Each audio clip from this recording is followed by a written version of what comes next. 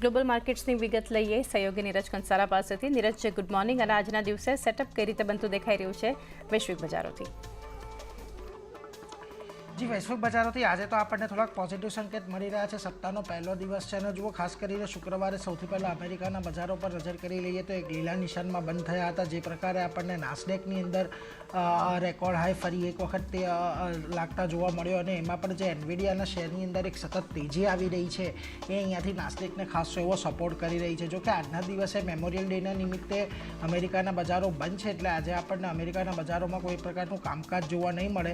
પરંતુ હવે ખાસ કરી જે અમેરિકાનું બજાર છે તે યુએસપીસીના આંકડા, ફેડ અધિકારીઓના નિવેદનો પર નજર રાખશે.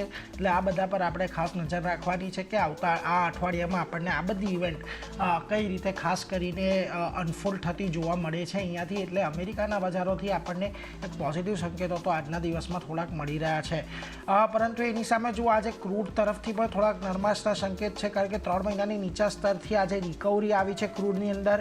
બ્રેન્ટનો ભાવ ફરી એક વખત આપણને $82 પાર પહોંચતો જોવા મળ્યો છે અને WTI $78 નજીક અત્યારે ટ્રેડ કરી રહ્યો છે. હવે ઓપેક અને સાથી દેશોની આવતા રવિવારે એટલે કે 2 જૂનના રોજ અહીંયાથી બેઠક થવાની છે. એટલે બેઠકમાંથી શું થઈને આવે છે એના પર એક ક્રૂડની મોટી ઇમ્પેક્ટ રહેશે. હવે એ પહેલાં અહીંયા બેઠકમાં શું થવાનું છે, શું નથી થવાનું, એના અનુમાન પર પણ આ અઠવાડિયામાં આપણને કદાચ થોડા ઘણા જે ટ્રેડિંગ ઉછાળા છે એ આપણને અહીંયા જોવા મળી શકે. એટલે એના પર એક ખાસ ધ્યાન રાખજો કે ક્રૂડની પણ એક ઇમ્પેક્ટ આજના દિવસમાં આપણને થોડી પ્લે થતી જોવા મળશે.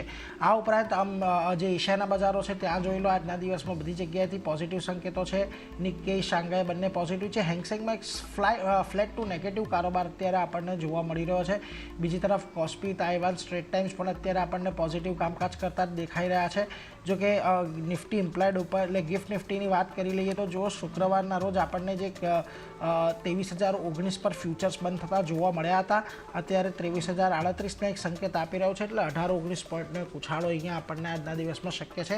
જોઈએ આજે ફરી એક વખત આપણને 23,000ની ઉપર ડિસાઇસિવલી કારોબાર થતો જોવા મળે છે કે નહીં, એના પર આજે આપણી ખાસ નજર રાખવાની છે ચાંદની. જી જી.